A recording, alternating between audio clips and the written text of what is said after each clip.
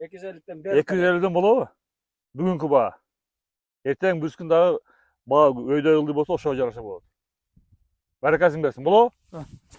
Болду.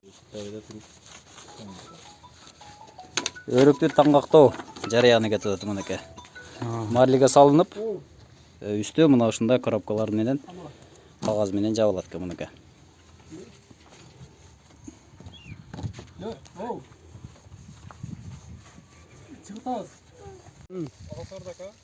Ассаламу алейкум, урматтуу Багыстыры Кыргызстан каналын көрүүчүлөр. Кутман күн. Бүгүн биз Өрүкзардабыз. Кадамжа районунун Аккалпак айылындабыз. Туугандар 2 жаштагы көчөттөр. Бул жерде Рубиста жана Приция деген өрүктөр тигилген. Бул жерде Абдумомун деген агроном инебиз мына ушул бакты 2,5 гектар жерге бак кылып, мынакей жетиштирип отурат. Бул жерде туугандар айлананы көрө турган болсоңуздар, какыраган кара тала. Какыраган талада мына ушундай сонун болгон өрүктөрдү жетиштирип атат. 3 май күнгө болуп аткан мына өрүктөрдүн калибрин көрсөңүздөр болот. Эгер салыштыруу иретин айта турган болсок, мынакей бул күкүрттүн коробкасы. А бул болсо мынакей өрүк.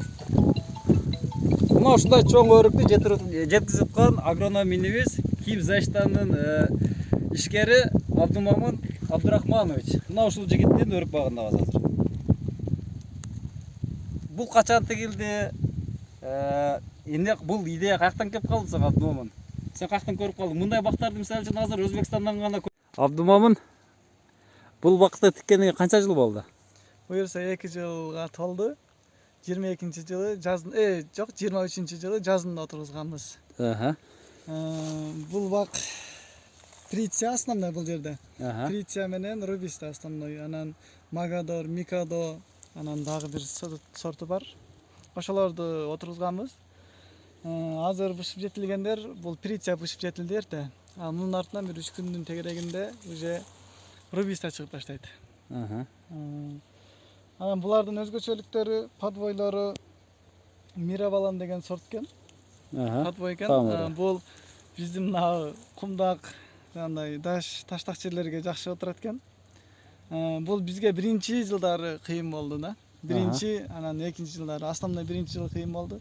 Биз отургузгандан кийин каналдар ремонттеп, сууга токтоп калып, сууларды портер менен жана бочкаларга толтуруп алып келебиз. Астында челектеп куйган күндөр болду да бугачы. Анан күн ысып уже пикке жетип, жана бизде 40 градустан да ашат эмеспи? Ошол моменттерде болсо бул өрүктөр стресс болуп, буларды стресстен араң чыгарып, бул кургап жалбырактар түшкөнсүз баягындай болуп, ошондой бир кыйынчылыктар менен азыр мынантип мөмөсү бышканда кыйынчылыктар эстен чыгып калды. Эстен чыгып турган кези азыр. Ошол сорттордон отургузганды совет берет элек элдерге дагы, эмелерге дагы. Азыр бул жерде жана бурекелер, эмелерди айтып атпайбы, бул жерде объем көп болсо, эме спрос да көп болот, анан баа да жакшы болот деп айтып атышат. Буюрса жакшы сорт экен бул. Демек бул сортторду тигип, көп объемда чыксак, демек сатканга биз мүмкүнчүлүк чоң болот экен да. Буюрса. Бүгүн 3 май 25-жыл.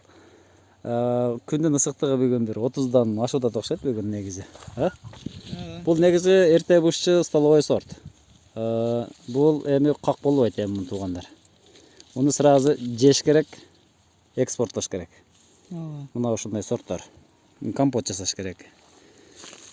Эгерде сиздер дагы ушундай ысык жерде жашасаңыздар, анда мына ушул Абдумомунга окшоп сонун бактарды кылып койсоңуздар болот экен. Дагы эмне дейсиң келге? Эмне кылсак? Рахмат сиздерге да. Чоң. Сиздерге ийгилик.